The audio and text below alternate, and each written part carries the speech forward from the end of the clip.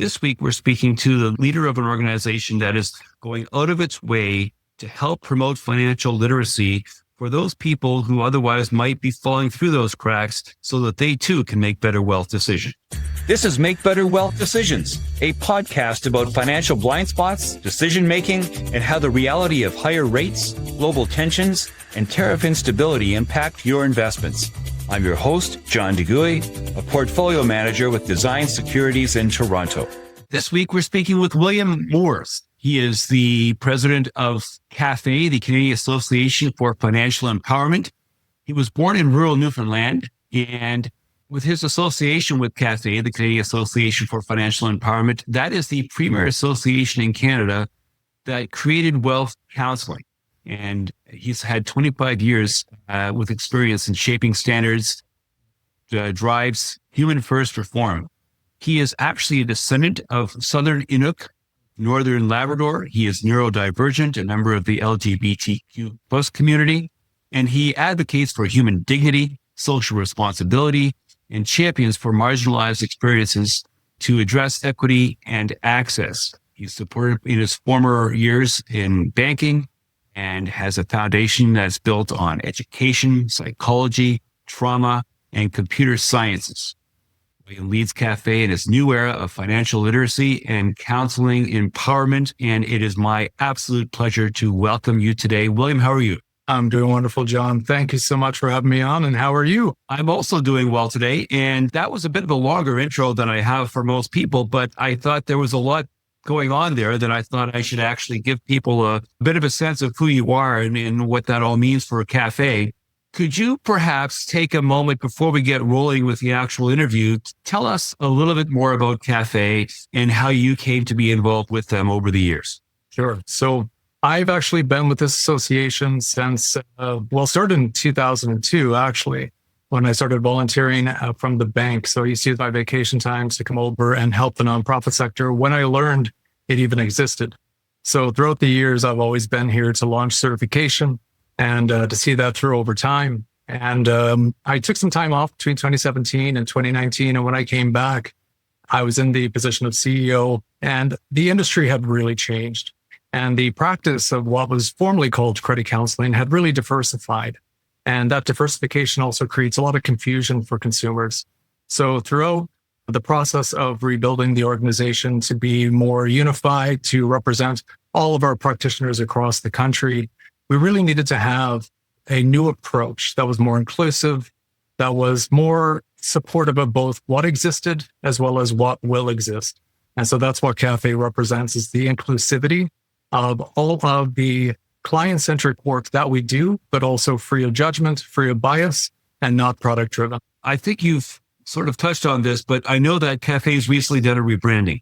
And presumably that rebranding touches on the things that you've just been talking about, the inclusivity and free of bias and free of judgment. Are there other things that you can talk about in terms of CAFE's rebranding that might be useful to help people get a sense of how it fits within the larger framework of credit counseling in Canada? Oh, absolutely. So our association is the only association in Canada with our own legislation. And so that legislation roots us in very paramount roots as to what drives our work. And so getting back to the basics and bringing that forward into CAFE was fundamental. But it's also about respecting the diversity of each community and the individuals and practitioners that are in that.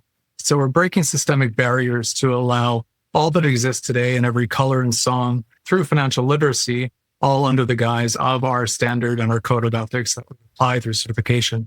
But it's about making more space being representative while also elevating a platform that everyone who has a voice in this space can do so ethically and proudly for those who need to hear it.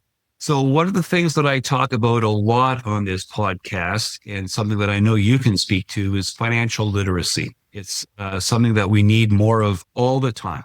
And I'm wondering if you could spend a moment talking about specifically what CAFE is doing to raise the bar for financial literacy here in Canada. So I have sat on the working groups for the Financial Literacy Task Force in the past and have been a strong advocate for reform.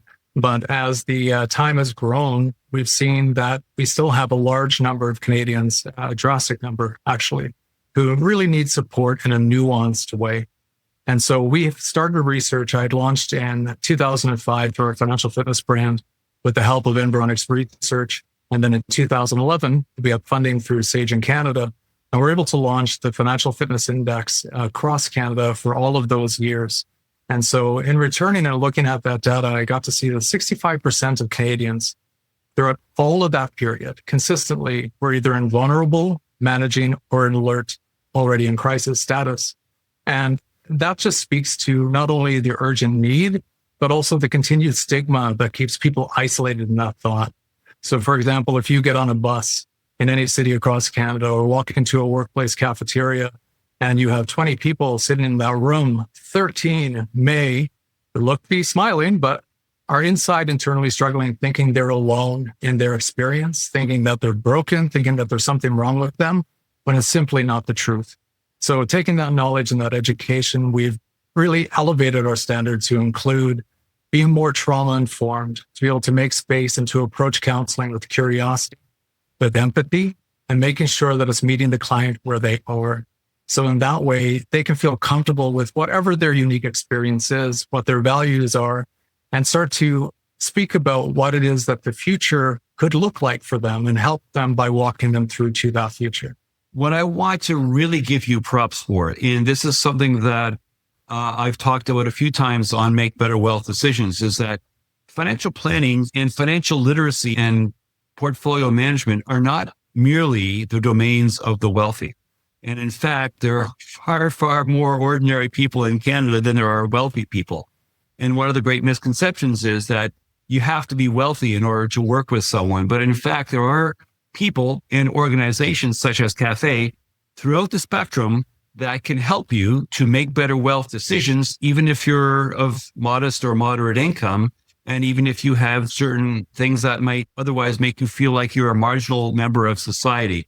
So maybe you could take a moment again to reinforce the fact that you're reaching out to those parts of society that oftentimes get ignored or overlooked or taken for granted in Canada, because they need financial advice as much as, if not more than, most people, but because it's not always good for business to do business with people that don't necessarily have a lot of money, they might not be getting the advice that they need, not because of people being unconcerned, but because this is a commercial endeavor.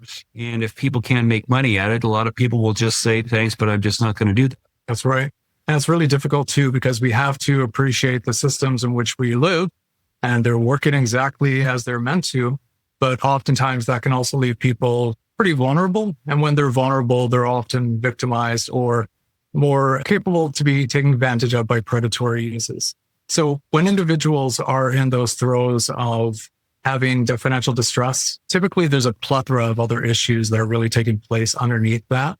So our certification is about deploying the nuance to be able to appreciate the person that's beyond the numbers, so that when they get to their risk tolerance that says, okay, now my financial issues are making it so that I have to reach out for help. When they're drowning and they do reach out, that the hand that they reach out for isn't going to be one that's going to take advantage of that situation. And so it's incredibly important that we recognize financial hardship. It doesn't discriminate.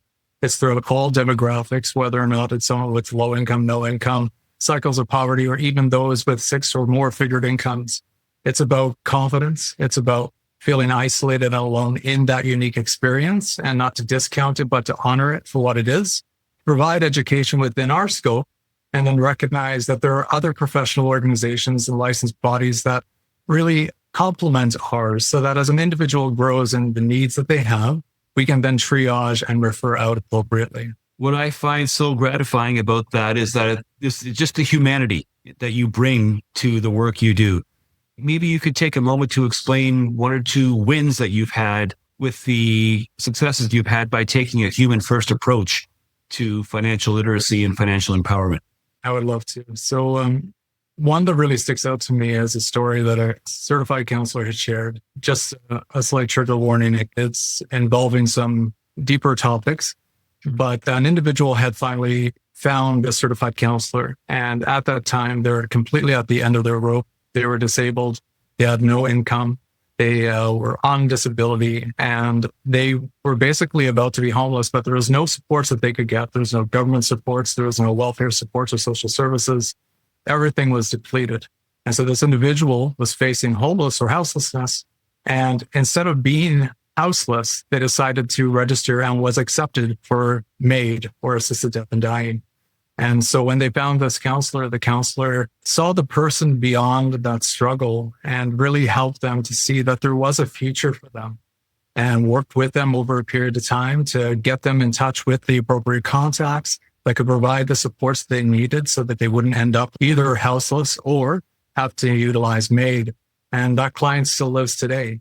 They're still living because that counselor was able to see that human aspect of them and able to work with that and the nuance that are required to get them out of that darkness and into a place where they could receive education and get the support.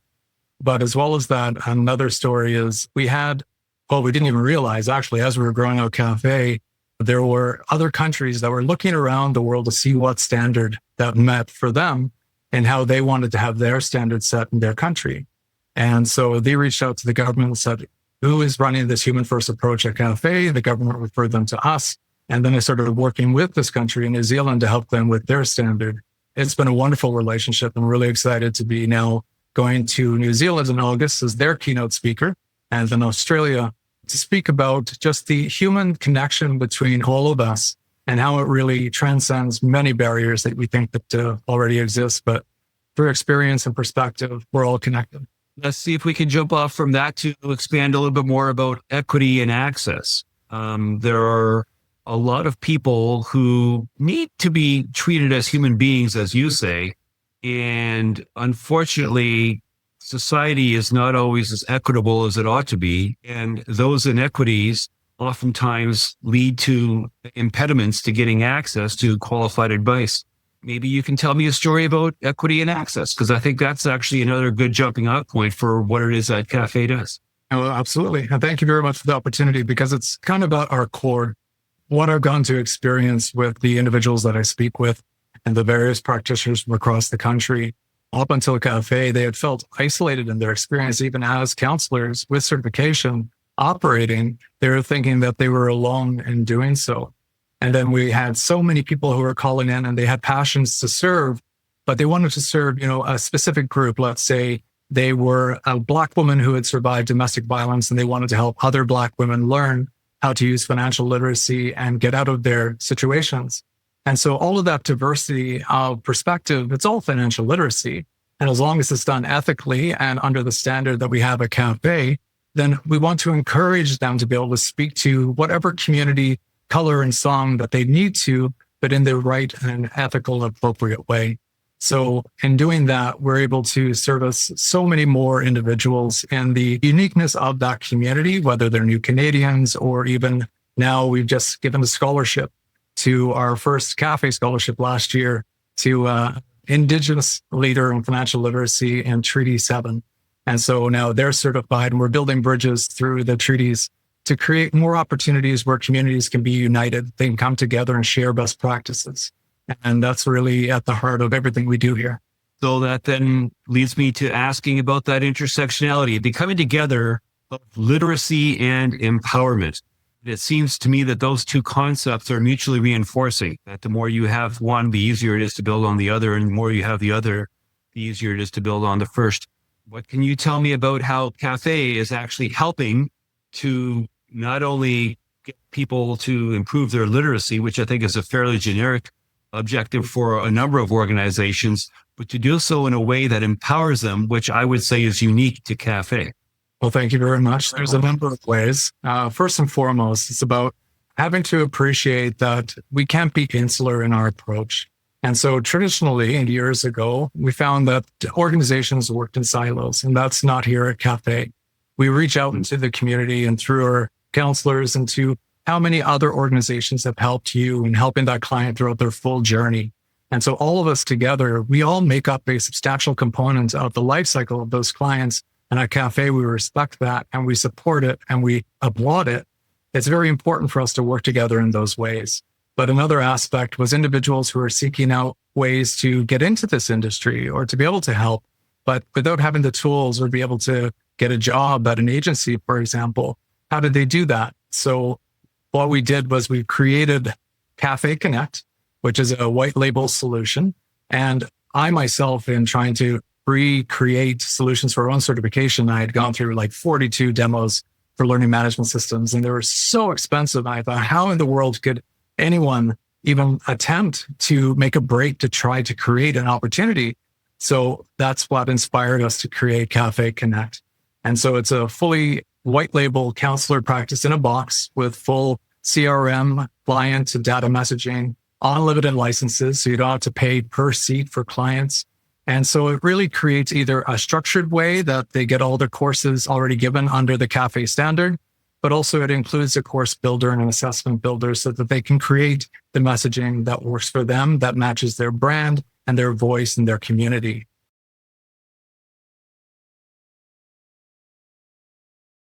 But all of that's under the Cafe standard, and we house all of that on our servers in Canada to maintain PIPEDA standards as well as data sovereignty for Indigenous rights. So it's very important that not only we provide the certification that empowers them, we show them how to use it, but then we also give them spaces and platforms and where they can demonstrate it. So that then brings me to something which is extremely near and dear to my heart, which is the concept of reform. A lot of what I talk about in my books, I've got one of my books over my shoulder there, Bullshift, but I've written another book called Stand Up to the Financial Services Industry. I'm trying to get the industry to reform itself, not because I want to be a gadfly, but because I actually want what's best for the industry. One of the things that strikes me about Cafe is that it's also an organization that is transformative in that it's trying to reform the way people receive financial advice, the access and the checks and balances that will actually allow people that otherwise might not get it to get it.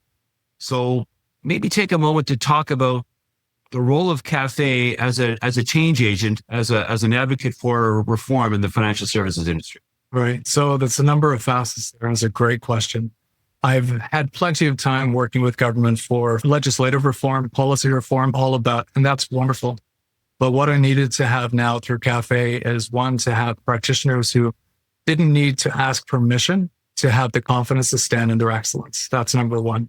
Number two is the fact that we have so many helpers who are down at the front lines, picking up the pieces of communities that have fallen short of being able to take care of essential needs. And that happens because of systemic issues where we have certain organizations and, products that move into an industry or a community, and it can really deplete the soil of that community of all the nutrients.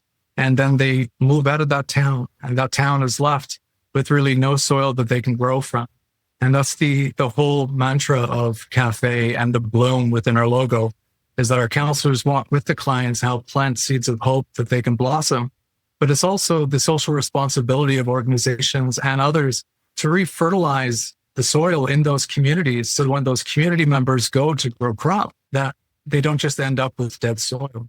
So we need to have that reciprocity and that social responsibility to be recognized, because we're all connected, and we can't just turn a blind eye to parts of our communities because we think, oh, well, there's something wrong with them. Well, in actuality, they're hurting incredibly. And I don't think many make that choice intentionally. So we have to take a deeper look inside ourselves and what we do socially to really elevate and support individuals where needed most. Really, really inspirational. I love hearing you speak, because it sort of, warms my heart just to hear what you're doing. I know that you've got a little promo there for the Financial Literacy Leaders Summit coming up in Calgary in October. What's next on the agenda for Cafe? What do you have on the agenda going forward? What are you doing in the next little bit? On the agenda going forward. So we just celebrated our first birthday on June 18th. So that was incredibly exciting. During that time, I've launched 5 systems and platforms to help our practitioners, as well as done a psychometrics review of our entire exam process. And we're about to launch a new reiterative version and an enhanced elevated version of our certification. And that's really more trauma-informed, behavioral science-informed. But all of that's going to be spoken at our 2025 Financial Literacy Leaders Summit. And it's not just for our certified counselors, but it's for all the intersectionality of communities. So we have Ag Now, for example, for agricultural farming finance, for the mental health of farmers, for the Indigenous individuals and working groups that are out in the Treaty 6, 7, and 8 area, etc. They'll be there, and all the Plainsland and Rockies moving together into what will be a summit of just all of us together and discussing financial literacy and in preparation of Financial Literacy Month in November. So I encourage anyone who is interested to come along. It's an inclusive group. It's about empowerment, and it's about working together and recognizing the unique places within a client's journey that we each play a role in, but we need to know each other in order to be able to do so effectively. So come stand with us, see our website. Look forward to seeing you in the fall. Okay, then let's see if we can wrap this up with an open-ended question that I always like to ask all my guests. If it was up to you, what advice would you give to the people listening today to help them make better wealth decisions? I would start by having open and authentic conversations with yourself and as well with the people around you. We have to remove the stigmas that we've been encouraging for all of, my years here on Earth. And that's, it's really damaging, and it's creating a blockade and caging people in. So truly put down the masks. Let's have authentic conversations of really what impacts us so that others that are too afraid to speak can hear you say those things and have the courage themselves to find help. That would be my biggest ask and hope. And that's a lovely way to end. William, I want to thank you today for your time. It's been a real pleasure, and I want to wish you all the best in your important work going forward. Much, John. Have a great day. This podcast is not to be construed as offering specific investment advice. Please consult a qualified advisor before acting. My books, Stand Up to the Financial Services Industry and Bullshift, are available online. If you'd like to meet to discuss how the topics in this podcast affect you directly,